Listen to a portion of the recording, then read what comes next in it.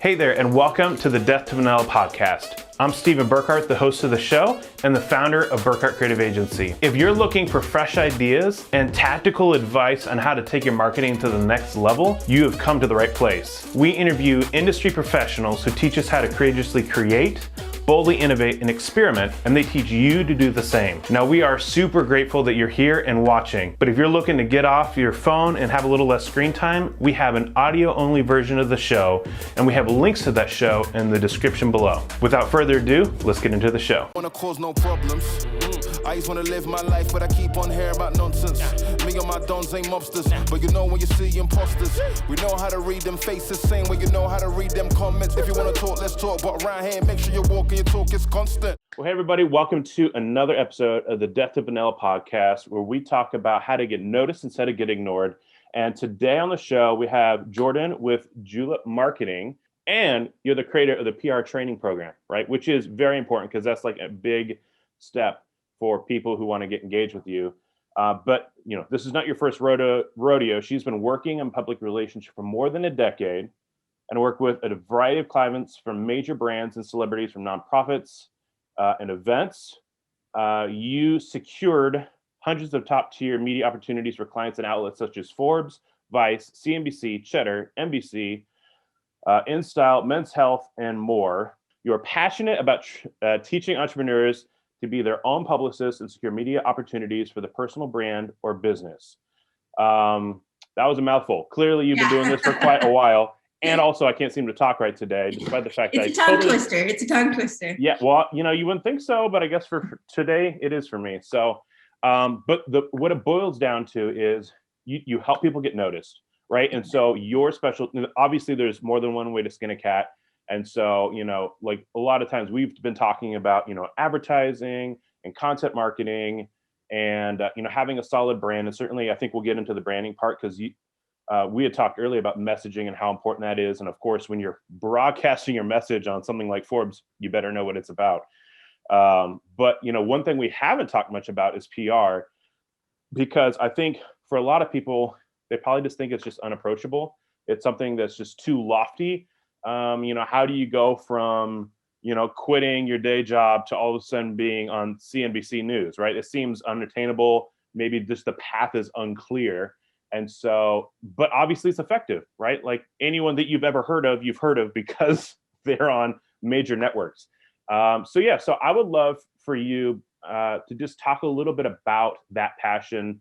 Like what got you fired up about that? Is it just that you saw the success that it was bringing other people, or what exactly got you just really convinced and passionate about doing this for entrepreneurs? So yeah, no, I'm so excited to be here, and I love talking with different marketers because you know, marketing is composed of so many different elements, and PR just plays a role in that. And so I got started in this industry because I love working with media. I actually was a camera operator in high school. So cool. When people had like cool jobs working in restaurants, I was like at the 11 o'clock news station operating one of those big cameras. You say that like that's now way cooler. Like at least it is to me. Like if I had a choice between flipping burgers and like making news happen, I think I would choose news. Yeah, so I loved it. I've always loved working with media. And so public relations allows me to work with media behind the scenes and bring stories to them and bring stories to life. And get people noticed and get their stories shared. And so I'm really passionate to share their story across different media channels. So yeah, that's kind of where I got started and why I love it so much. And again, it's just like the media element that just excites me. Like I love being, you know, behind the scenes, whether it's in New York pre-pandemic, you know, meeting with the top tier magazines or at a local news station, standing behind the camera. It's all very exciting to me. Well, I love something you said because I ring the bell for this pretty often, which is that PR is a strategy to do it, right? And so I think the thing I kind of want to kick things off with is like, this isn't the other magic bullet that's going to be the complete game changer, right? Like people think they're going to run a Facebook ad and all of a sudden they're going to have more leads than they know what to freaking do with, and which is possible, but that doesn't like end the advertising. It doesn't like end the marketing. It doesn't end the awareness that you need to build for your brand. And PR is no different, right? Like it's a good blip, right? And it's a good strategy, but it is one strategy of many. And so this is hugely important, but it is not a silver bullet. And I think you would probably agree with that as well. 1,000%. And I see so many people make the mistake of not layering in all the elements. And a good analogy, because death to vanilla, it's like a sundae, like, or, you know, of all the different toppings and the chocolate syrup and the whipped cream, you need it all, because yes, a hit on the Today Show could transform your business. But if you land a segment on the Today Show for your business and you don't have your website dialed in, your messaging dialed in, your advertising follow-ups dialed in, it's a total waste of an opportunity. So all of these components are important, and vice versa. To get that that hit on the Today Show, those producers are looking for those other elements and making sure that you do present yourself properly, your established business, all of the things. So PR is just a piece of the puzzle.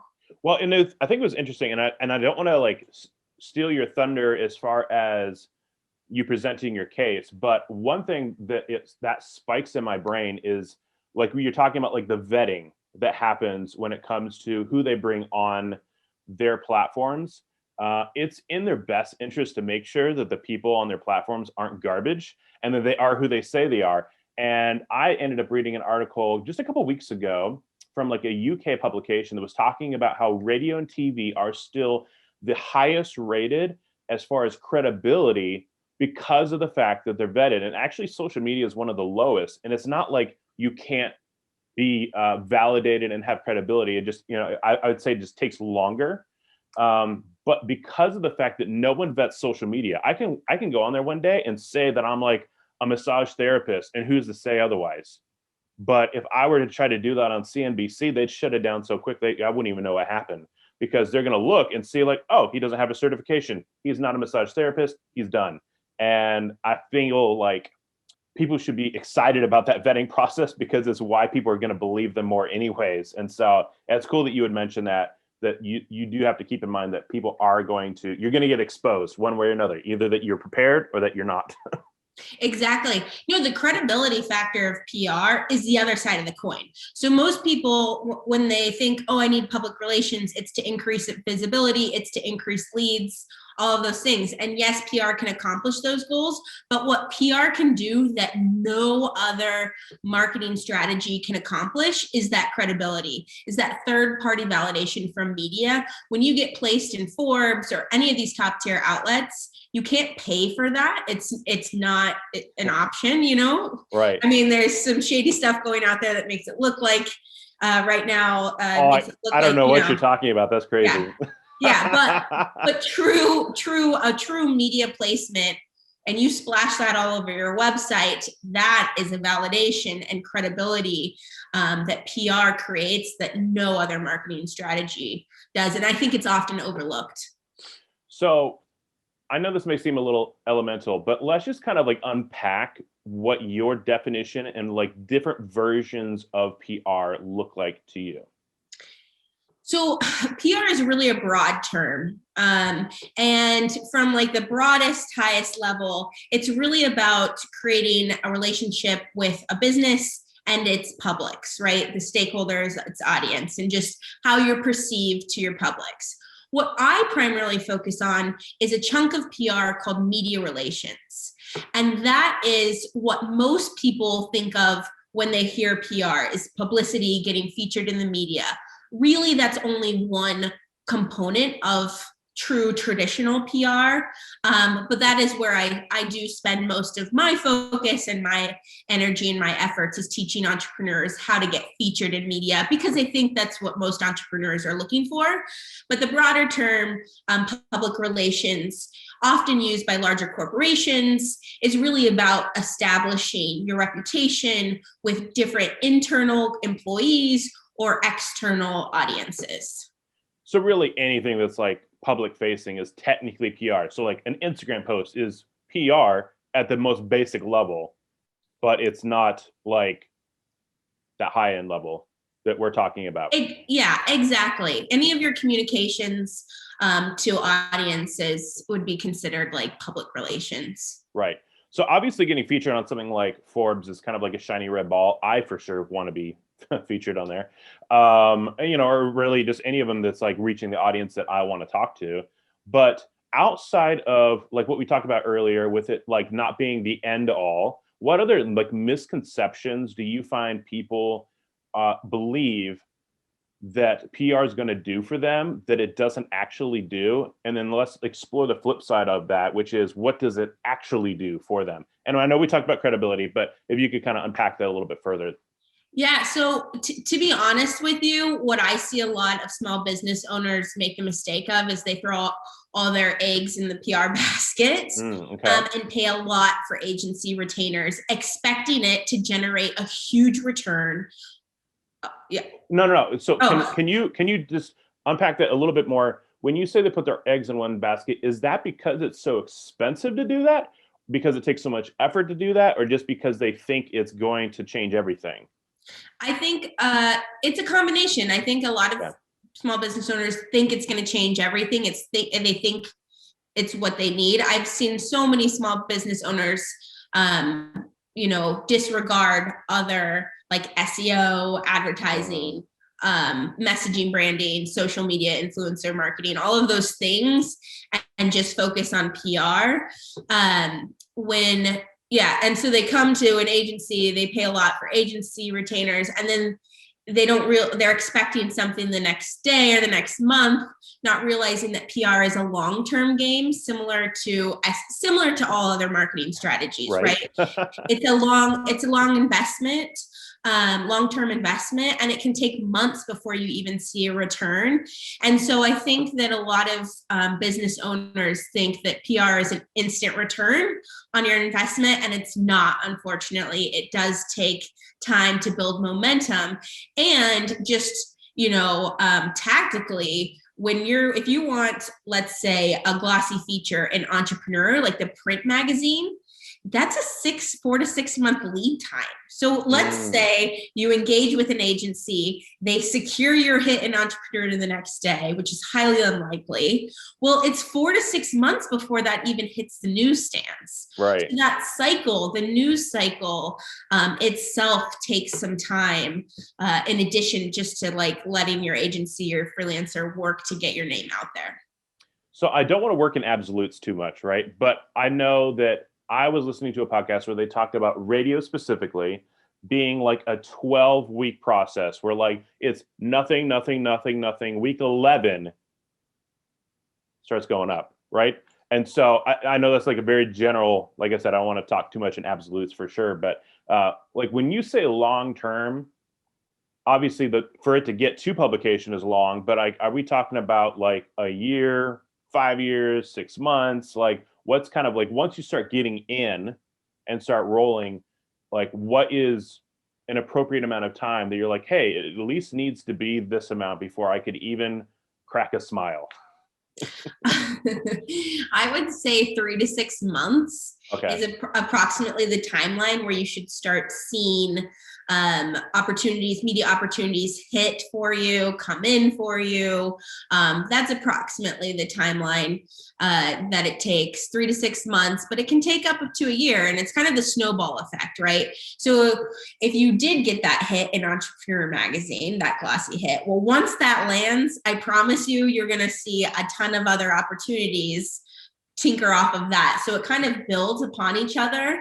And even just starting out in the first month, you can see quick hits. And I have some simple ways for entrepreneurs to start getting themselves out there in a month or less, but they're smaller media publications. Sure. But once you start building those smaller interviews, even if it's local TV, local online print publications, once you start establishing yourself in those markets, it builds to the top tier outlets. For example, most of the national TV shows like Today, GMA, they prefer anyone who comes on their show to have some sort of local credibility before they come on national.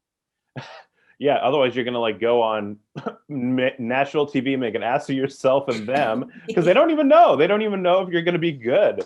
Exactly.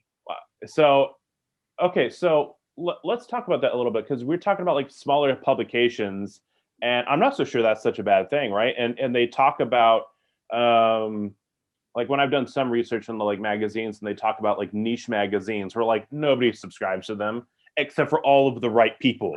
Right. And so we're looking at Entrepreneur Magazine, we're looking at Inc. and all these others, Bloomberg or whatever, like that's the goal. But is it?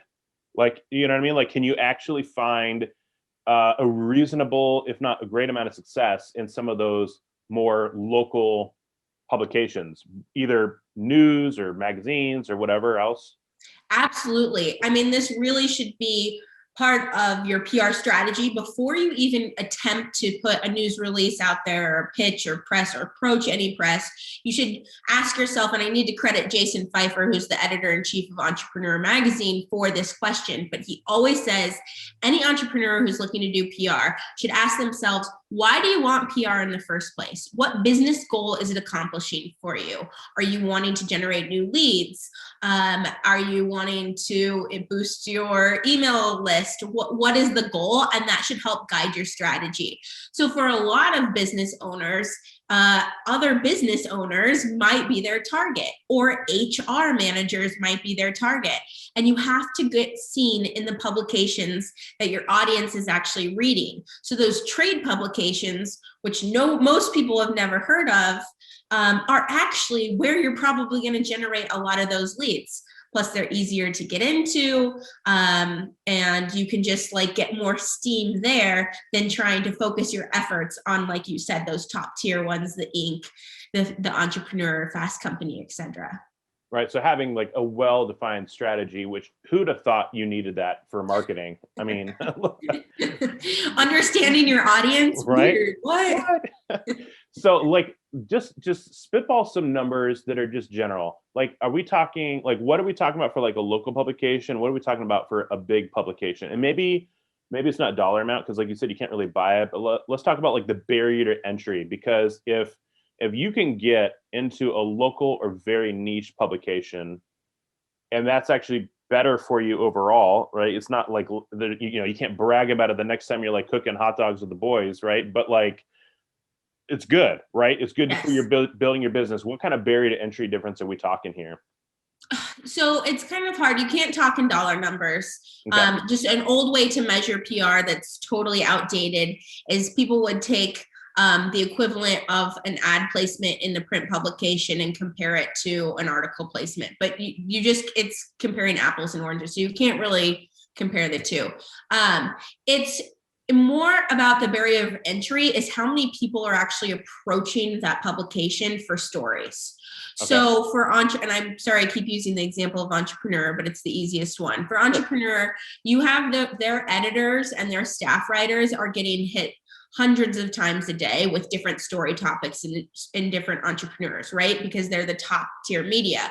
But let's take a trade publication, an HR magazine that only HR people across the country read and they get free, in their work inbox. Right. Well, their editors are getting hit up a lot less for story ideas, expert advice, all of those things. And so that's really the difference of the barrier of entry, is contacting and being able to break through to those editors and those staff writers and presenting them with a story idea that they'll grasp onto. Nice. Okay, no, that makes sense. Okay, so let's kind of walk through the process a little bit. So I think probably the best place to start is the messaging part, right? And so what do you stand for? What is it that you're trying to do? How does someone work in, like, what does that being done right look like when it comes to beginning to approach PR? So your messaging is really important to dial that in before you get into PR, because you need to think of also PR. Your story is being told by someone else, right? So it's almost a game of telephone. And so if your messaging isn't completely dialed in, your story could be interpreted the wrong way, shared the wrong way. And it's critical that all of these elements are completely in place. I always recommend for any business owner to have like a media kit and work with your branding team, your copywriter, and dial that in, and then have a media kit ready to go. So this should include a short, very short personal bio of the business owner or key team members that you want featured in the media, but very short, simple. And then a boilerplate about your company, brand, or business. Again, this should be very clear, concise, and straight to the point, and maybe a paragraph or two about your business and what sets you apart. And the important thing to include in both your bio and your business boilerplate is the elements that make you you and your business unique and your personal brand unique and different. So you really want to have those set apart. And that's this media kit or this press kit that's, online, that lives somewhere. You can easily send it anytime you have an interview opportunity or someone wants to get to know more about you or your business. It's the same information, same story, same message that's going out to all audiences. So there's never a discrepancy when it comes to your messaging. And then I also recommend in the media kit to include some high-res photos, a nice headshot, maybe your brand logo, but all of these things should be kept like in one space that everyone knows that this is it. This is the messaging that goes out to all audiences. So can you think of an example of like someone who started with kind of like a garbage message and then how that transformed into something that was like actually really concise and well done for PR? Like, I'm not asking you to call them out. I'm just saying, like, could you just give me an example theoretically of, this is terrible. This is what it should actually sound like or look like. I think the most common thing that I see is like too much messaging, like too much detail or a personal story that, there's just too much information, and it really needs to be boiled down into like that paragraph or two. On the flip side, I've also seen a lot of people kind of take, almost their cover letter or resume type copy as their personal bio. And it's like, oh, I went to school here, and it's very formatic. Right. I'm using robot arms right now. Okay, so I guess that begs the question: what are PR people wanting to see then? Like, you know what I mean? If they don't want to hear a story and they don't want to know like facts about you, what is it that they want to know? Well, it's a combination of the two, but it's a short, concise combination, right? You don't want your first pet's name in this bio where it's 2 pages long. And then you also don't want a vanilla, boring bio that's right. Like very cover letter. You're going to combine the elements and keep it like, what's your mission? Who are you serving? What makes you different? Like the uniqueness in it. But it also should share like why you're doing what you do, a little bit about your background. You definitely want to include your credentials. I think that's always really important in a bio, is to include any of those credentialings that you have, especially if you're presenting yourself as an expert to media. Okay.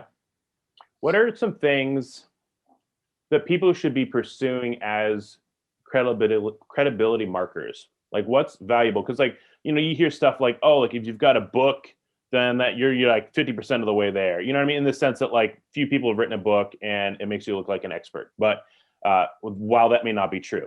So what are some like credibility markers that people should be working towards that would be, outside, like for someone starting, you can't say you have 10 years of experience. Like you can now, but you know what I mean? Like how does someone, like as someone's trying to look to build their credibility, what things should they start pursuing that actually matter to other people? So when it comes to PR, I think that interview opportunities make you more credible when media are contacting you for interview opportunities. I also think becoming a guest writer or a guest blogger on different media outlets is a great way to build credibility. I also think any award opportunities. So small businesses often overlook awards, like industry awards. Okay. Takes a lot of time and a lot of money, but honestly, those lend themselves to credibility. And when you have customers and consumers looking on your website and they see awards, again, that's just a credibility builder.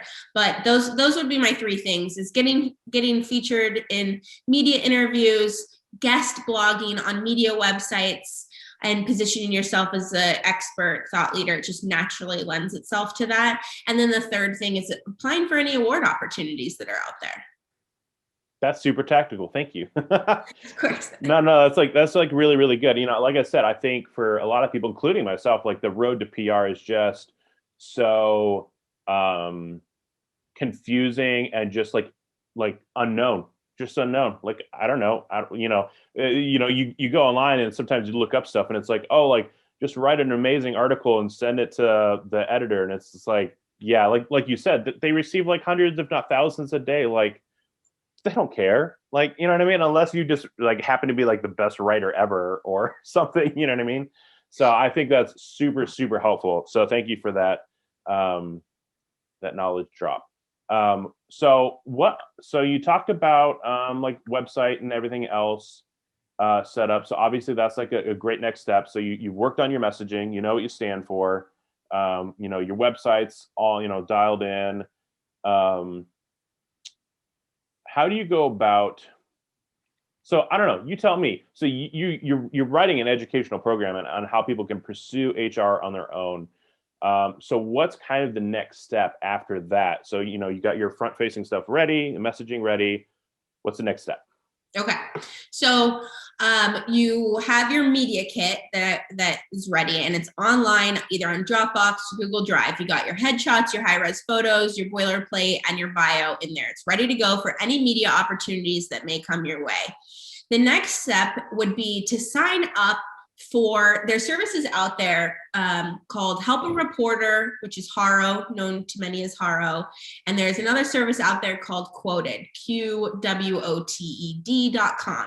Both of these are services that journalists come in and they submit a request. They need to speak with an expert. They need a product for a gift guide. And these emails get delivered to your inbox daily. And basically it's a list of journalist requests looking for experts or products or anything like that. And you have the opportunity to respond to these requests if you fit the query.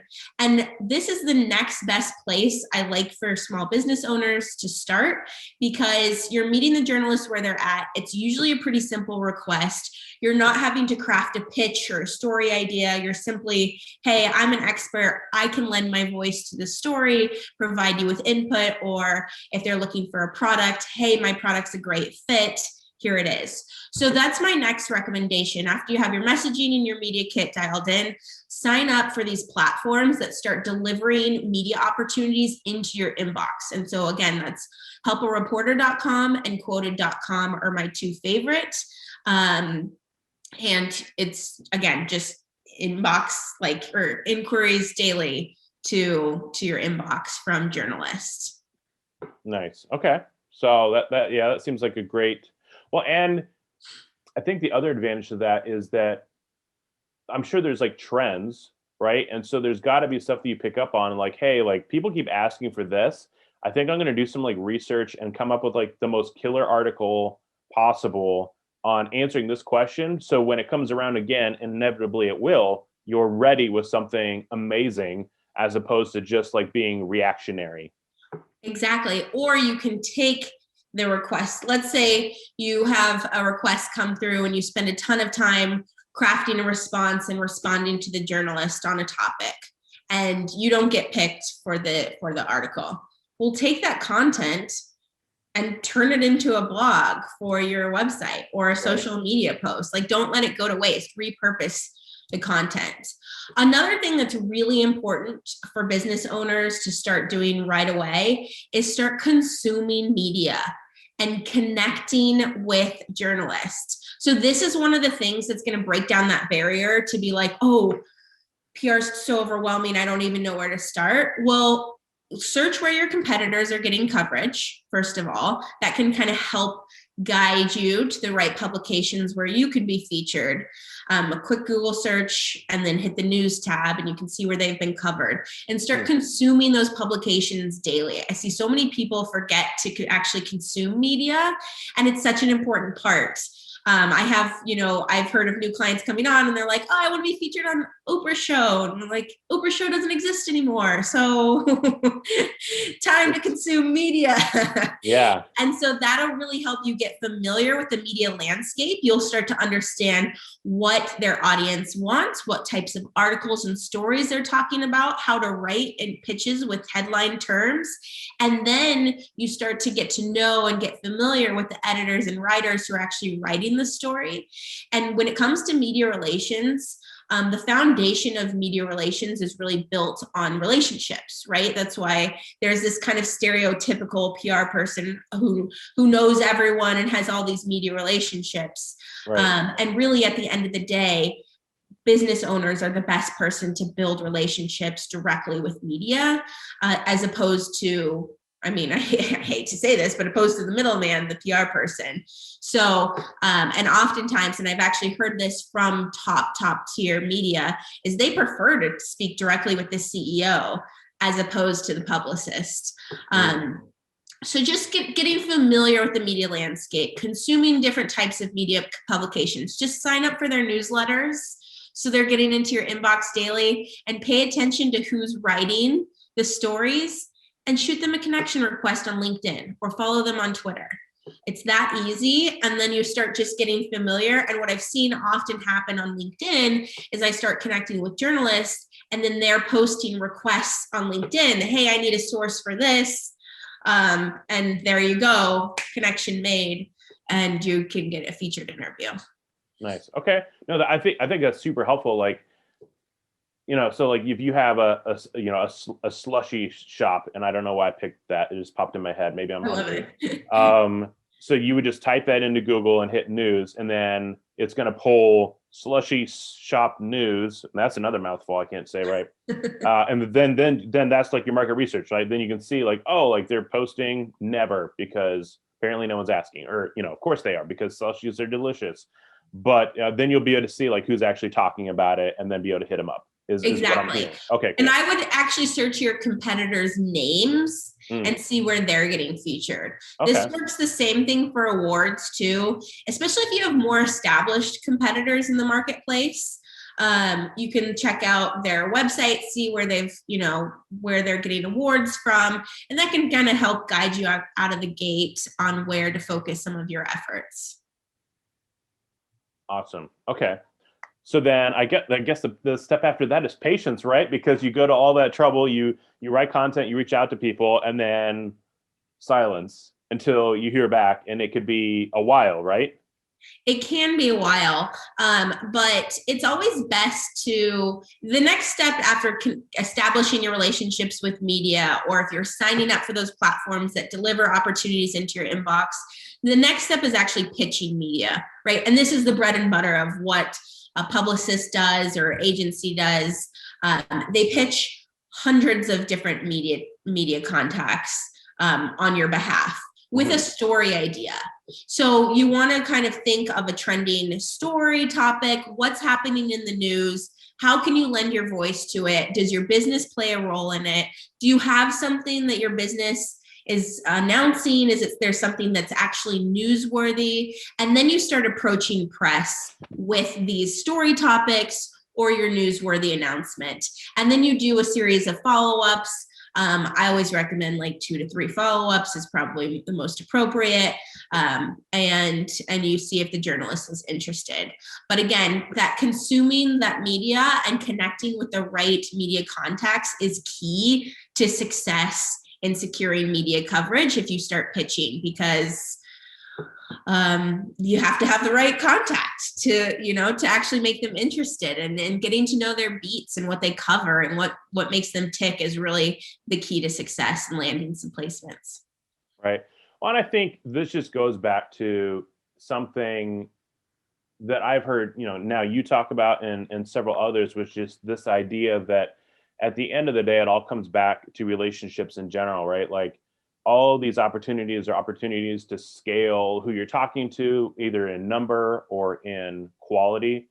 But at the end of the day, it's all goes back to relationship building. And so like with social media, like I say, it's not like it's wrong to use social media as a distribution platform, but it is called social media, right? And in PR relations, the word relation is literally in the word, in the phrase. Yeah. And so it's kind of like, well, of course you've got to build relationships because that's literally what it's called. And so I think that's important too. And I think that just goes back to this idea that there is no quick fix to get your business off the ground. It's not only is it number of things, like a holistic approach to the marketing, but it's like you said, PR, like you said, is a long game, right? And so you don't show up to someone and be like, hey, best friend, like they're like, who the frick are you, right? You got to say hi, you got to have a little conversation, some small talk, grab a cup of coffee, you know what I mean? And pretty soon it's someone that you could like have watch your kids or like loan your car to, a year later, when you've had all this relationship equity built up. And it sounds like this is almost the same. And it's almost like relationships are universal, right? And so, you build these relationships with these publicists and journalists, and that's when things start snowballing. Exactly.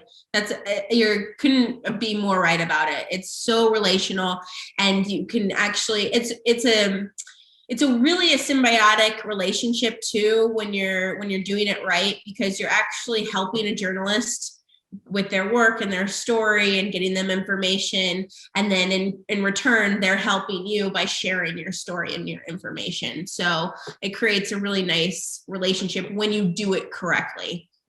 Right. So you talked earlier about kind of like understanding the end goal of why you're doing PR to begin with, right? Is it leads? Is it website traffic?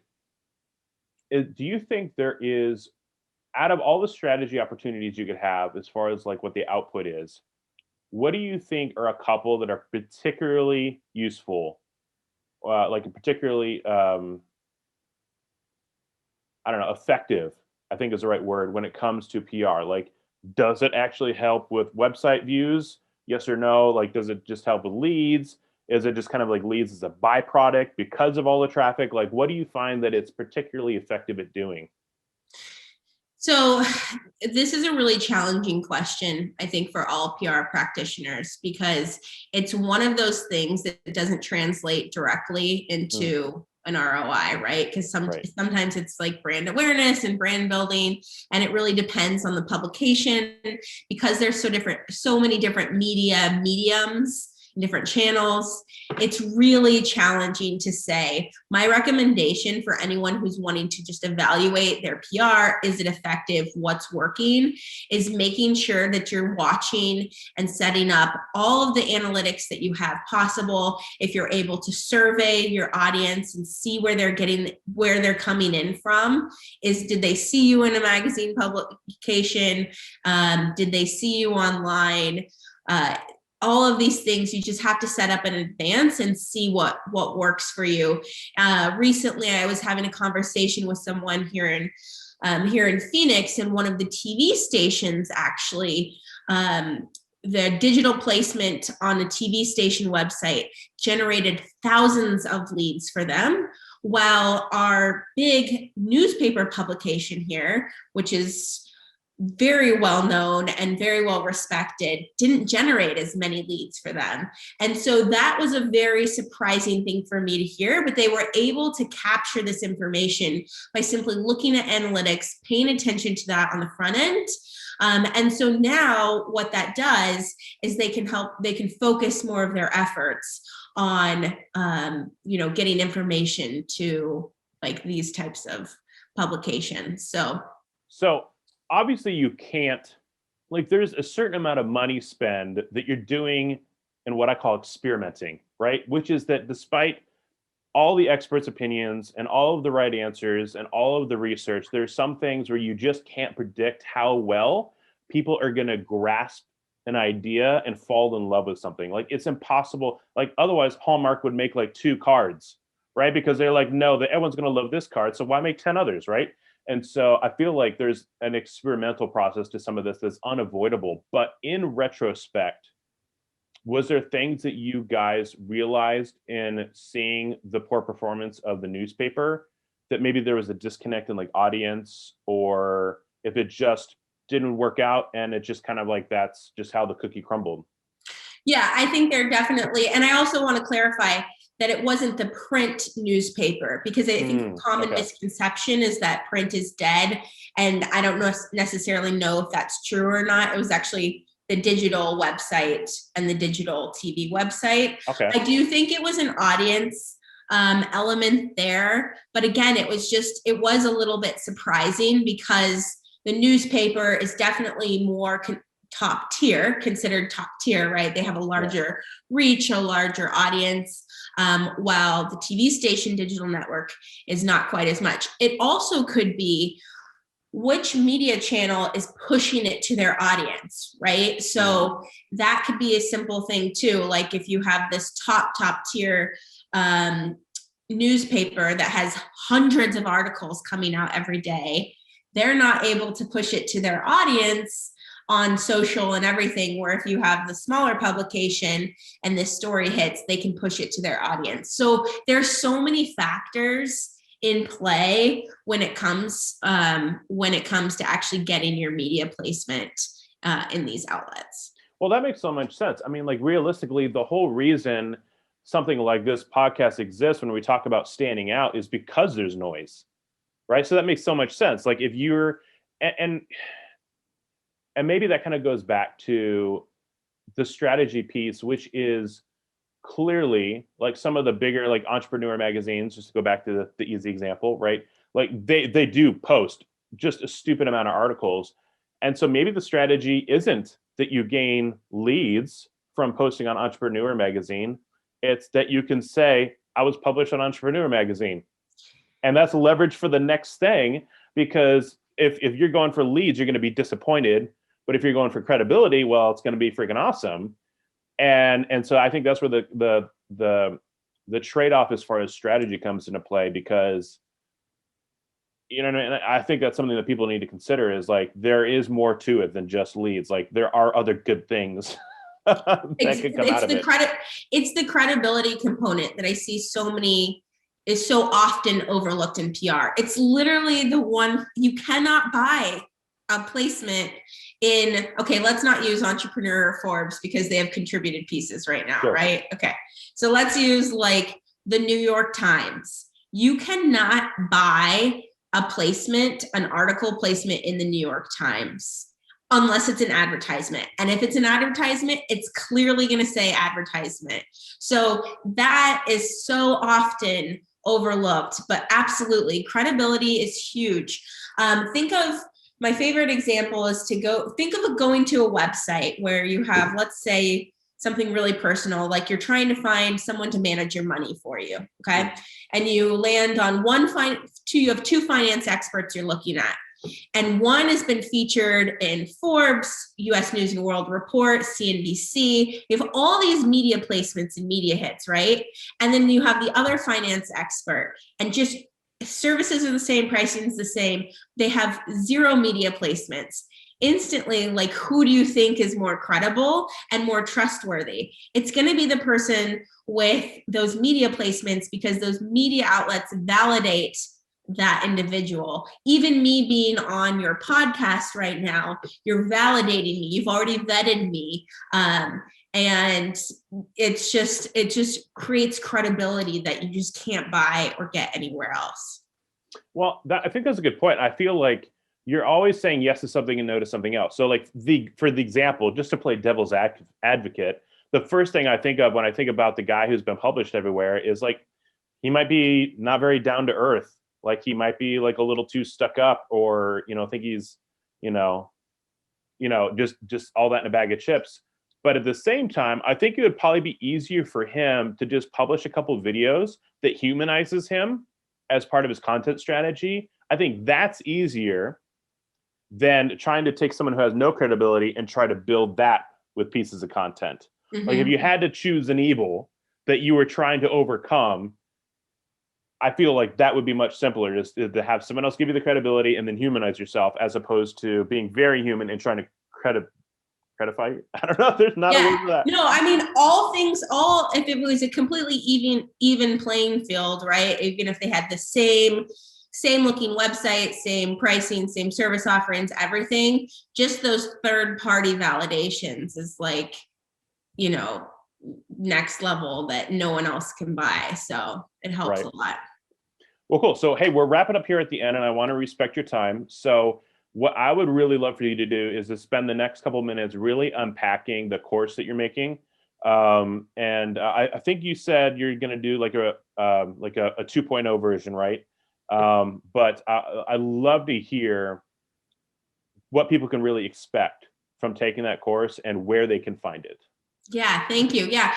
So I created this course because I was working for a lot of agencies, and don't get me wrong, I have a ton of respect for agencies, and I think they serve their purpose, as well as freelancers. But what I noticed doing business development is I came across a lot of small business owners who were not in a position to be paying $5,000 to $15,000 a month for a PR agency retainer. And there were so many things they could do themselves, or they could bring in-house or have an intern do. So that's why I created my PR training program. It's an 8-week course that includes online training modules, live coaching and Q&A for me, plus some one-on-one guidance as well, because PR is really tailored to each business that I bring in some like one-on-one support. But basically it's an 8-week program that guides business owners or their team members, like if they have a marketing manager, someone in-house that can manage PR for them, through the process of actually creating a media kit, developing some pitch angles, having a strategy in place, understanding the media landscape, building a media, all of the things that we kind of talked about. My program, by the end of it, business owners will feel confident pitching any media, top tier to local or anything in between, and just really sharing their story on podcasts, on TV, or in print and online publications. I love that because, okay, could you go ahead and share like where exactly, just your website? Oh, yeah. So people can find the program at julepmarketing.com. There's just fill out the application, because I do vet. It's a limited number of people because of the one-on-one component of it. But just fill out the application and you'll get on the wait list for the next round. And then also I have some freebies too on my Instagram, which is at Julep_marketing. I've got some free trainings, and I'm always constantly trying to put out really valuable information, tactical things like we talked about today to help entrepreneurs. That's amazing. And I think the thing I love about this, and I'm sure that you've even experienced this as you've been on like more interviews and been on camera and stuff like that, is like figuring out all these things for PR is only going to make all of the other things that you do better. Like your elevator pitch is going to be better because of this. Like the way that you explain your business to customers is going to be better because of this. Like everything that has to do with your business is going to be better, because what's not better about having more clear messaging and knowing exactly who you're serving and knowing exactly how you're presenting yourself? Like that seems like a pretty big win in all other areas, even if it is one of those slow churn approaches to marketing. You know what I mean? Yeah, and just learning how to do this and how to understand it for your business and execute it.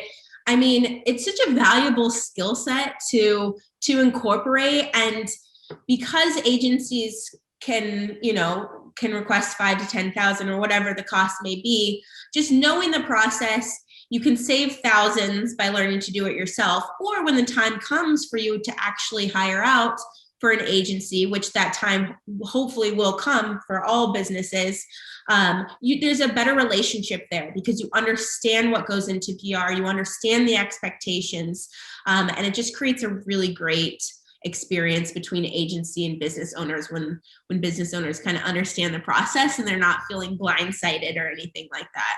Yeah. Well, I think I would hope that other people watching this feel how I feel, which is that like it's difficult, but not unattainable.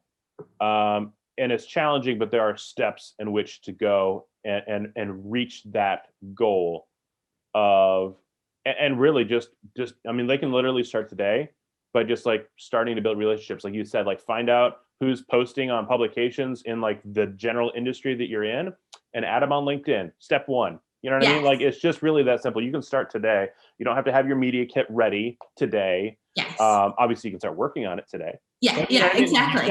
if the long part is the relationships, that's something that someone can start today with zero budget and zero plan, zero strategy, and they can start building the relationships. So as they come up with the strategy and the media kits and all these other things, then at that point, the relationships are starting to blossom into something that's actually beneficial for both people. And so I don't know, that's kind of my takeaway from it. And so I hope that's what other people get as well, because I think it's just making it more approachable. And I think that's huge.